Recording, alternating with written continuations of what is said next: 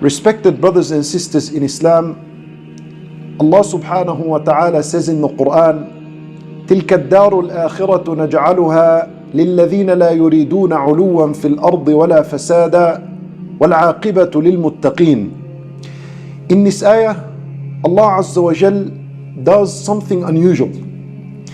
He discusses in this ayah who the paradise will not include, who the paradise has not been made for.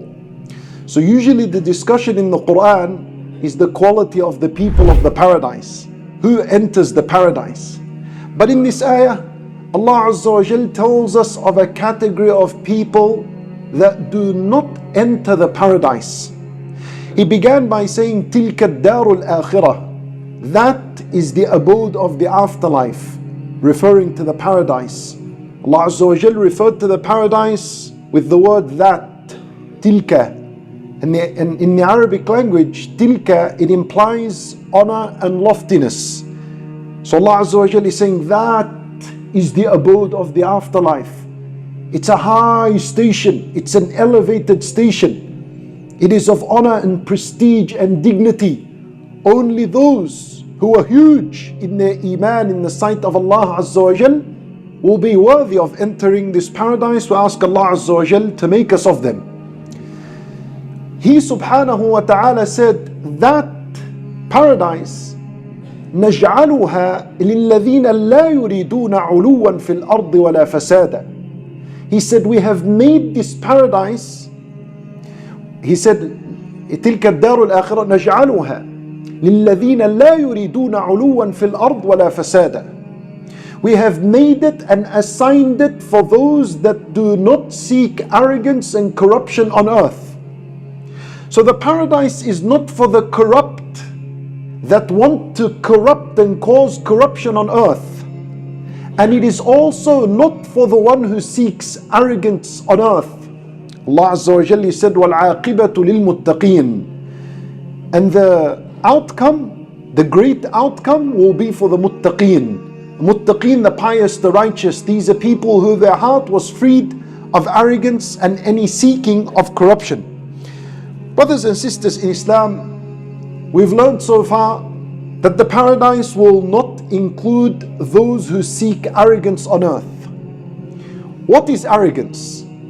A man came to the Messenger sallallahu alayhi wasallam and he said to him, إِنَّ الرَّجُلَ يُحِبُّ أَنْ يَكُونَ ثَوْبُهُ حَسَنًا وَنَعْلُهُ حَسَنًا. A man said, Ya Rasulullah, any person among us would love to wear beautiful, elegant clothing, like a nice $200 shirt, وَنَعْلًا حَسَنًا.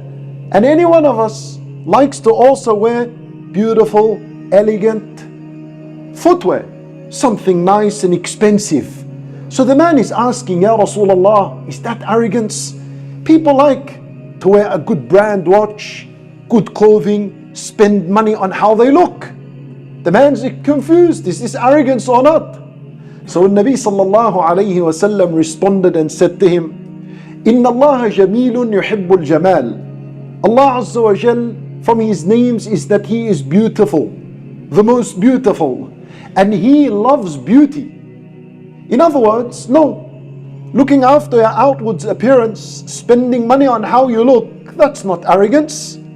If you seek from that to please Allah Azza wa Jal, you know Allah loves beauty, so I'm wearing in a beautiful manner because this is pleasing to Allah, no problems.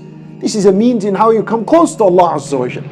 However, if you wear clothing to establish your delusional degree above others, then $5 shirt would be haram, right? Some people will have this attitude.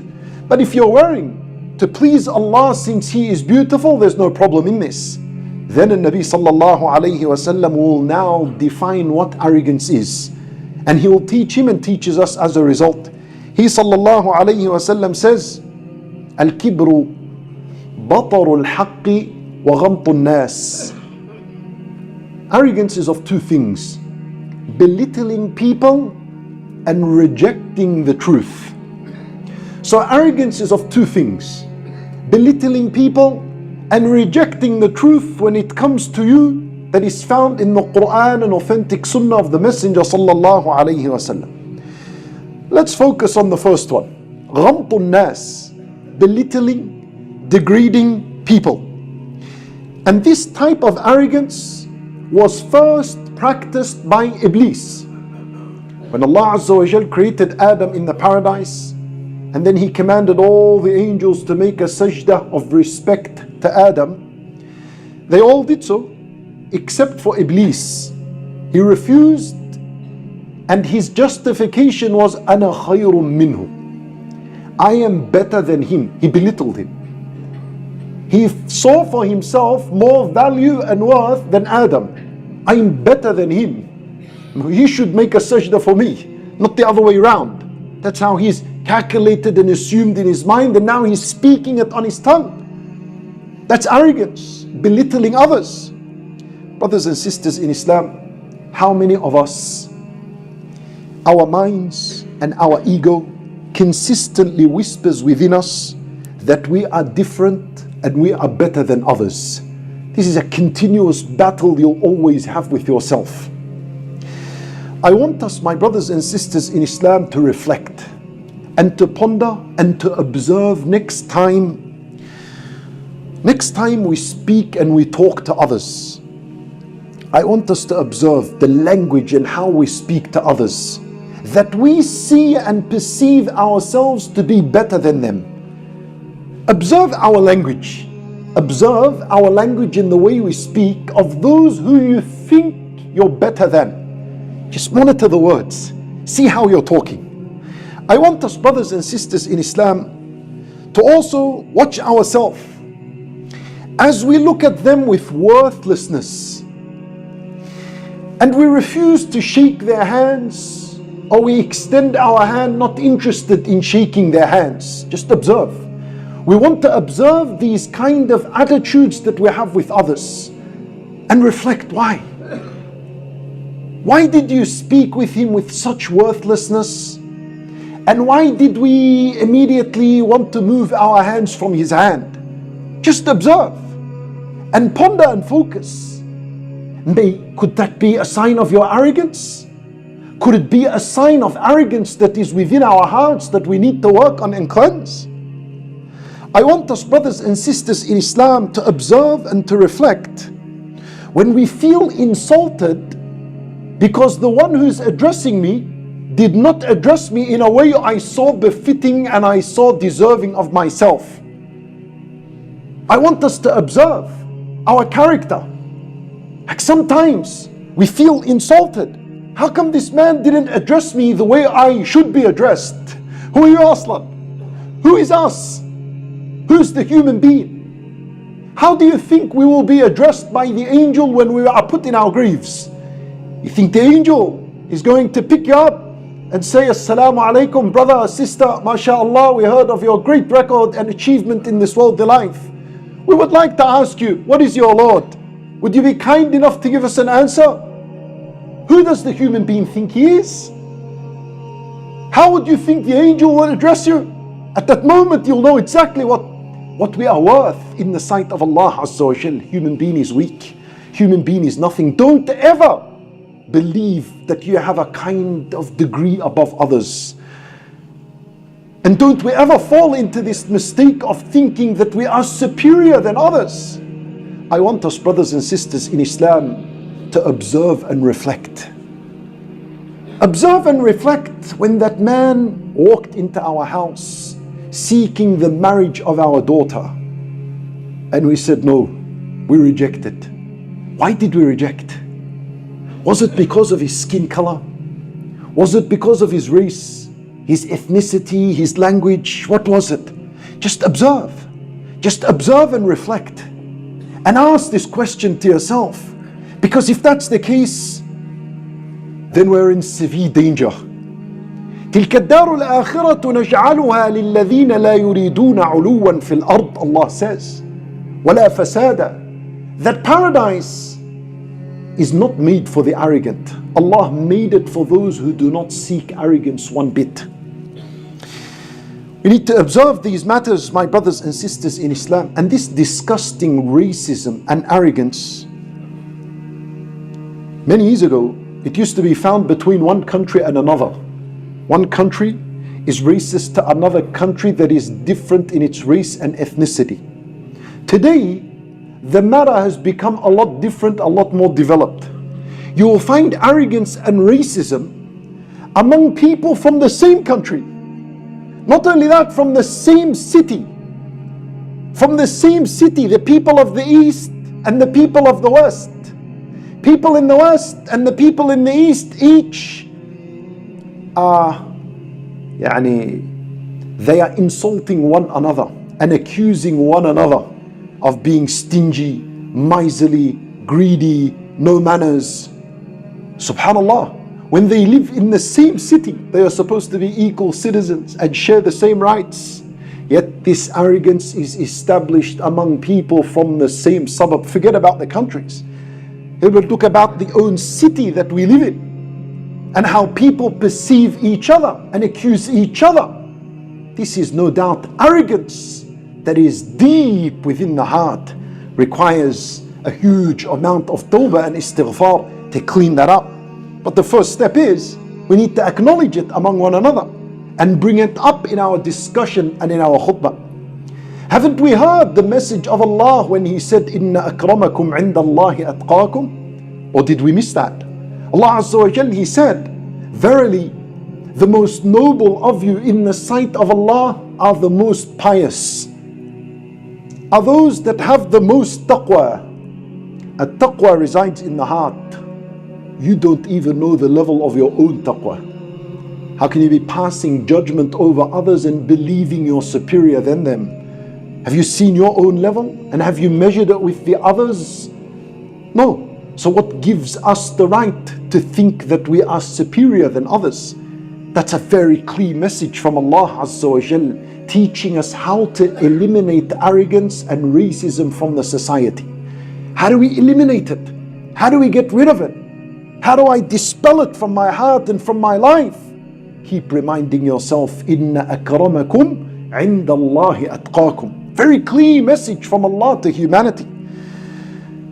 Have we forgotten that our different colors, our different language, our different ethnicities and race and cultures is actually a miraculous sign from Allah?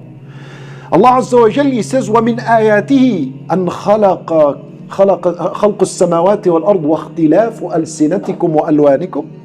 Allah said, from among His miraculous signs is the diversity in our color and in our language, in our race, the black and the white and the red and the many different languages that we speak on our tongue.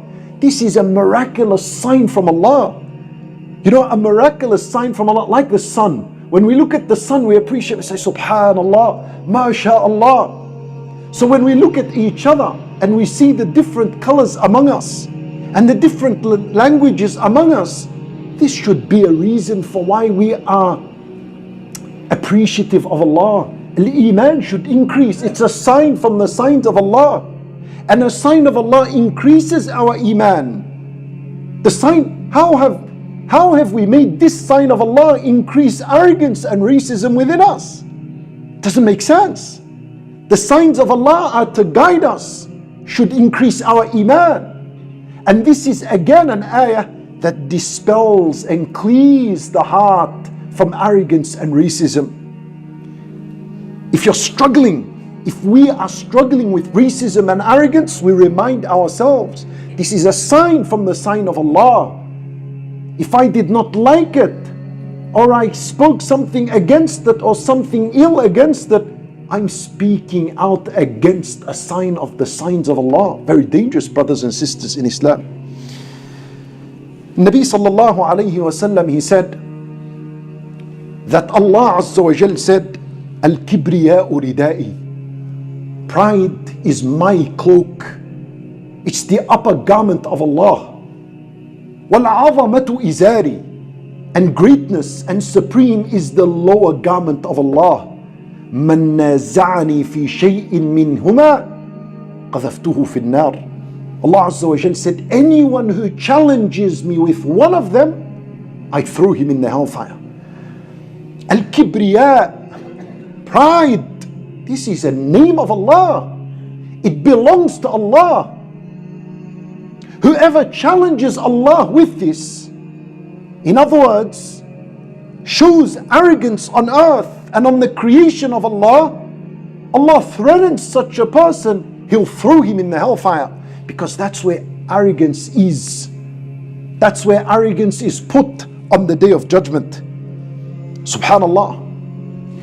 The nations before us, my brothers and sisters in Islam also, this is a point I want to mention that helps get rid of arrogance from the heart. The nations before us were a lot stronger than us.